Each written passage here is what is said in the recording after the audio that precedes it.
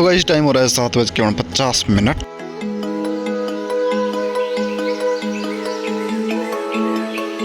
मैंने अपनी live stream कर दी है एंड यहाँ पे टाइम हो रहा है 12 बजे। आज सब्जी में आए हैं आलू। एक चैप्टर है ट्रांसफॉर्मेशन, लगभग वही है।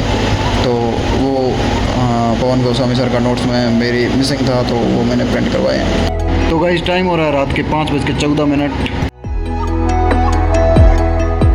तो गाइस टाइम हो रहा है 7:50। So hey guys, good morning, welcome back to my new vlog. तो कैसे हैं आप लोग? आई होप एकदम अच्छे होंगे। तो अभी मेरी तो गुड मॉर्निंग हो रही है, ये व्लॉग शायद शाम को आएगा, तो आपकी हो सकता है गुड नाइट हो रही हो। तो मैं रात को लगभग सोया था 3 बजे के आसपास। मैं सच बोलूँगा 3 बजे सोया था, क्योंकि मैंने 1 घंटा तो इधर उधर लग गया था। और अभी बज रहे हैं लगभग 8, और मैं अभी 10-15 मिनट हुए होंगे पहले उठाऊँ। ठीक, अभी हम अपने ब्लॉग की स्टार्टिंग कर रहे हैं। और अब एलडीसी के एग्ज़ाम को सिर्फ़ और सिर्फ 19 दिन बचे हैं। आज 16 हो चुकी है, 14 ये और 4 को 18 दिन बचे हैं। 19वें दिन तो एग्ज़ाम है। डर तो नहीं लग रहा, बस डर इतना ही है कि यार कैसे न कैसे करके सिलेबस पूरा करना था। जिस हिसाब से हम चल रहे हैं उस हिसाब से होता हुआ दिख नहीं रहा है, तो स्पीड थोड़ी सी ऐसे इंक्रीज़ करनी पड़ेगी। So let's go. हाँ तो गाइस, पिछले दिन मैं पढ़ा था 12-13 घंटे। तो रात को लगभग 2 बजे फ्री हुआ था। 1 घंटा इधर उधर करने के बाद मैं 3 बजे के लगभग सो गया था। सुबह मैं लगभग उठा 7:30 बजे और उठ के आपको ये भाषण दिया।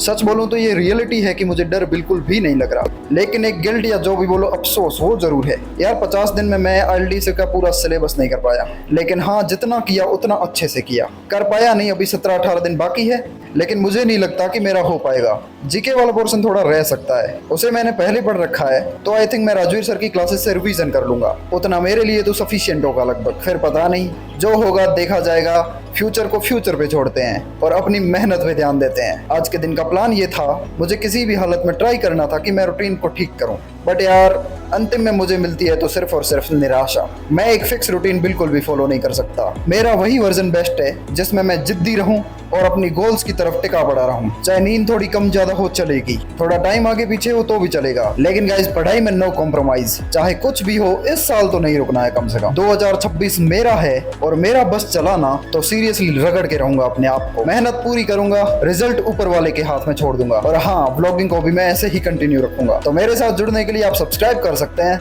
और मैं ये बिल्कुल भी नहीं बोलता कि मैं 100% परफेक्ट रहूंगा ना भाई, परफेक्ट तो कोई भी नहीं रहता, बट मैं इतना जरूर बोलता हूँ कि मैं अपना 100% दूंगा अपने 2026 बचे हुए साल में। No one can stop me, I will improve day by day. Up downs are part of our life, तो कभी भी उन पे या पास्ट पे रिग्रेट ना करके बस एक अनब्रेकेबल कंसिस्टेंसी के साथ आगे बढ़ते रहेंगे। बाकी लाइफ में जो होगा देखा जाएगा, रगड़ेंगे।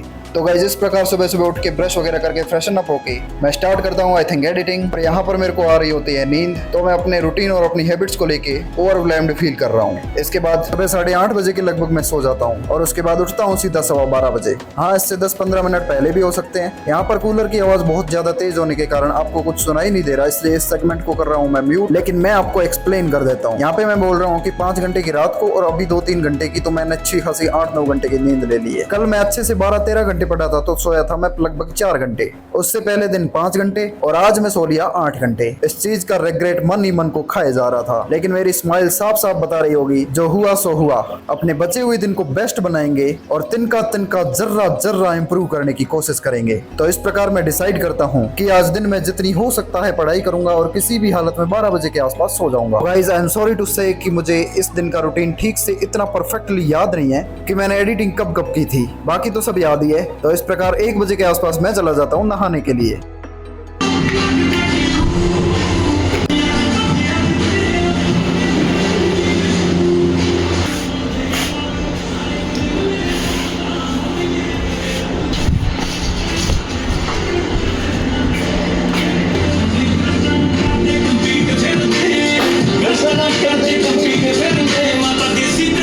तो गाइस टाइम हो रहा है 1:25।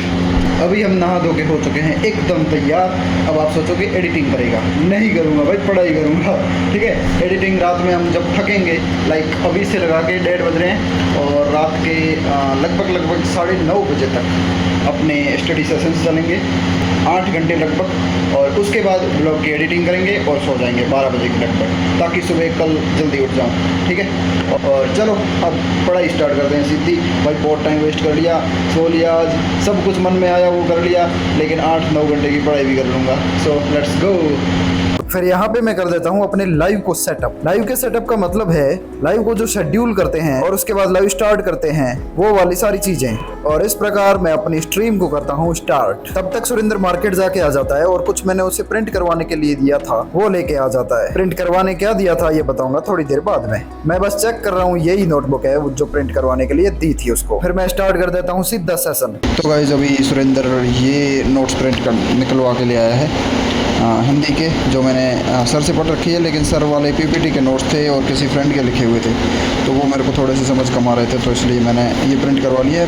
पहले ग्रामर तो सेम ही है, मैंने वोकैब का पोर्शन थोड़ा सा कम पढ़ा था, तो अब वोकैब पे ध्यान दूंगा, तो इसलिए मैंने ये नोट्स अब प्रिंट करवाए हैं। और उधर एक चैप्टर है ट्रांसफॉर्मेशन, लगभग वही है, तो वो पवन गोस्वामी सर का नोट्स में मेरी मिसिंग था, तो वो मैंने प्रिंट करवाए हैं। तो चलो अब शुरू करते हैं सेशन वैसे स्टार्ट हो चुका है 5 मिनट पहले।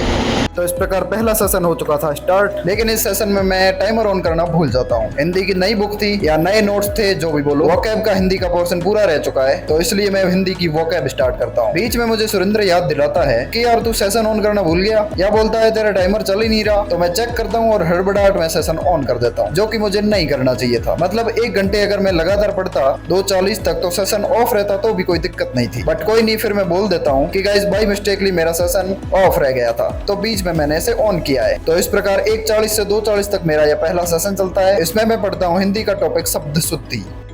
तो जब भी मैं एक्चुअली सेशन का टाइमर डगमगा गया है, क्योंकि पहले मैं भूल गया फिर स्टार्ट किया, तो 1:40 पे सेशन स्टार्ट हुआ था, 2:40 पे एंड हो चुका है, यानी ऐसे समझ लो कि एक सेशन पूरा हो चुका है। टाइमर पे ध्यान मत दो, मैं भूल जाता हूँ बार बार। अभी मैंने लंच नहीं किया है, तो अभी मैं करने जा रहा हूँ लंच। आज सब्जी में आए हैं आलू,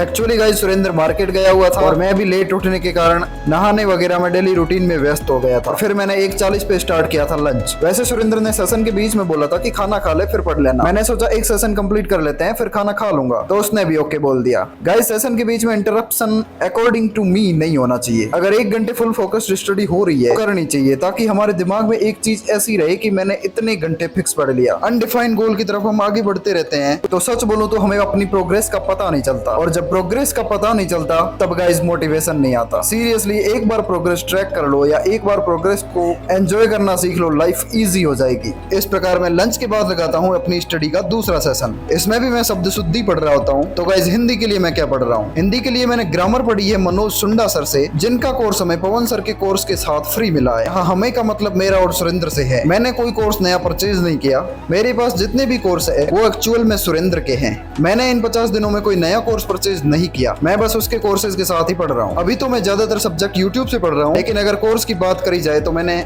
जो भी पढ़ा है सुरेंद्र के कोर्स से पढ़ा है। लेकिन हाँ, अगर मैं इन 50 दिनों की ग्राइंडिंग के कारण अगर सक्सेस हो गया और मेरा एलडीसी में फाइनल सिलेक्शन हो गया, तो मैं पक्का इन गुरुजनों के पास जाऊंगा और अपने इन गुरुजनों को मेरे अकॉर्डिंग जितनी भी गुरु दक्षिणा होगी उन्हें देकर मैं इन गुरुओं के ऋण से उऋण होने की पूरी कोशिश करूंगा। बाकी जिंदगी में 3 ऋण कभी नहीं चुकाए जा सकते, पहला माता पिता का और दूसरा गुरुजनों का। बाय द वे, माता पिता के योगदान जितना योगदान किसी का हो भी नहीं सकता, लेकिन उसके बाद अगर किसी का रोल आता है अपने में संस्कार भरने का, अपने फ्यूचर को शेप देने का, तो वो होता है गुरुजनों का। तो गाइस सेकंड सेशन में हिंदी का टॉपिक पढ़ने के बाद मैं स्टार्ट करता हूँ मैथ्स। लेकिन फिर पता नहीं क्यों दूसरा सेशन एंड होता है और उसके बाद मैं इंग्लिश स्टार्ट कर देता हूँ, क्योंकि पता नहीं क्यों मेरे दिमाग में चुल मचती है कि मैं विदाउट क्लास इंग्लिश के नोट्स को समझ सकता हूँ। लाइक पवन सर के जो नोट्स है मेरे पास, जो सुरेंद्र अभी प्रिंट करवा के लाया है, उनको मैं क्लास के बिना समझ सकता हूँ। तो मैं इस प्रकार ट्रांसफॉर्मेशन टॉपिक स्टार्ट करता हूँ और फिर उसे धीरे धीरे करके कंप्लीट करने की कोशिश करता हूँ। इस टॉपिक को कंप्लीट करने में लगभग 1.5 घंटा लग जाता है। इसके बाद मैं अपने आप को टेस्ट करना चाहता था, तो मैं पवन सर की 4th ग्रेड के टाइम जो ट्रांसफॉर्मेशन की क्लास थी, मैराथन क्लास, जिसमें उन्होंने थ्योरी और 110 इंग्लिश के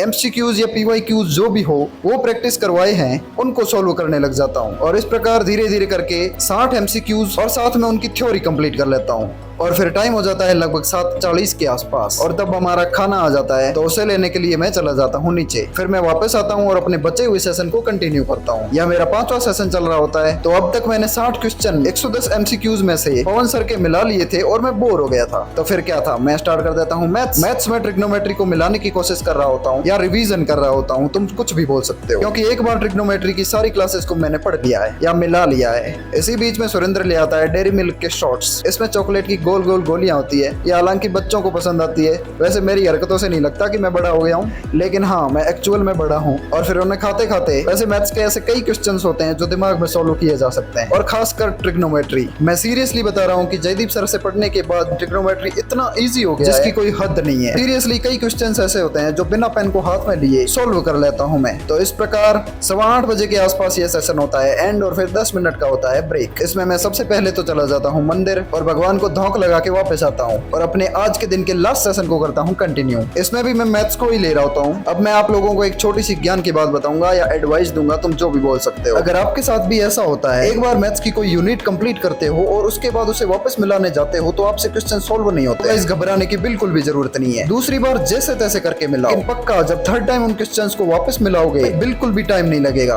तुम हार्ड क्वेश्चंस को भी इजीली सोल्व कर लोगे। शर्त एक है कि मैथ को बार बार मिलाना पड़ता है और मैथ्स की कैलकुलेशन वगैरह सब कुछ दिमाग में बहुत ही ज्यादा जोर डालता है। हमारा दिमाग कंफर्ट जोन में भागने की कोशिश करता है और मैथ से बचने की कोशिश करता है। रियलिटी यही है। मैं भी अगर मेरा बताऊं, सच में ट्रिग्नोमेट्री जब मैं पहली बार पढ़ी थी अभी जयदीप सर से, इसे लगाकर 7वीं 8वीं तक तो सब कुछ ठीक ठीक चला, लेकिन उसके बाद 10वीं क्लास तक मेरा दिमाग का दही हो गया था। लेकिन फिर मैंने डिसाइड किया कि एक बार और मिलाते हैं, और कल मैंने 1 घंटे में 3 क्लासेस के क्वेश्चन सोल्व किए, सिर्फ यानी एक क्लास को 20-20 मिनट में। और जयदीप सर की एक क्लास लगभग 1 घंटे से ऊपर ही होती है, कम नहीं होती है। इस प्रकार मैं बस इतना ही बोलूंगा कि math can be easy with multiple time practice.